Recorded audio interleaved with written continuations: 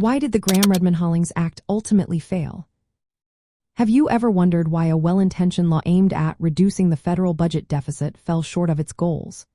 The Gramm-Rudman-Hollings Act, passed in the 1980s, sought to tackle this very issue. It set ambitious deficit targets and introduced automatic spending cuts, known as sequestration, if those targets were not met. However, it ultimately did not succeed, especially from a conservative viewpoint focused on limited government spending and fiscal responsibility. One major reason for its failure was the unrealistic deficit targets. The goals set by the Act were overly ambitious and did not consider the complexities of federal budgeting. The automatic cuts required by sequestration were blunt instruments that threatened essential government functions, including national defense.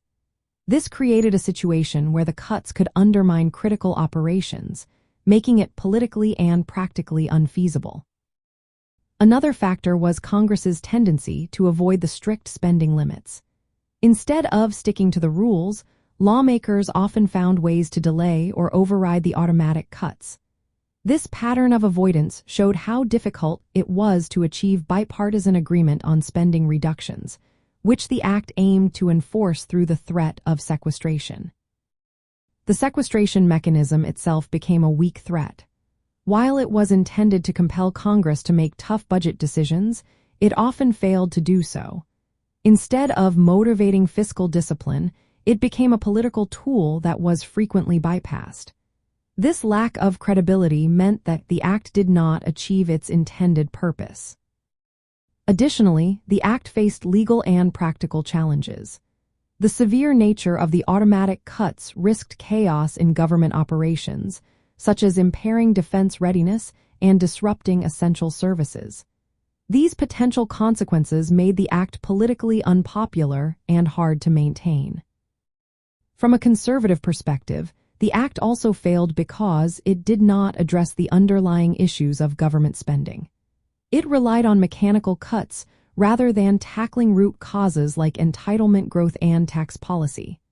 Without structural reforms, the Act was seen as a temporary fix that did not lead to lasting change. Even President Ronald Reagan, who signed the Act into law, did so with reluctance. He recognized it as a solution that did not truly fix anything. This skepticism reflected a broader concern about the Act's ability to produce real fiscal discipline without a stronger political will and necessary structural reforms.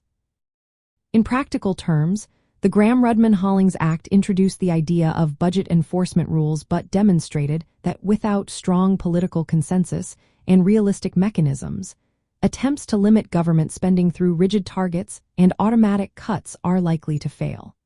For those advocating limited government, the lesson is clear.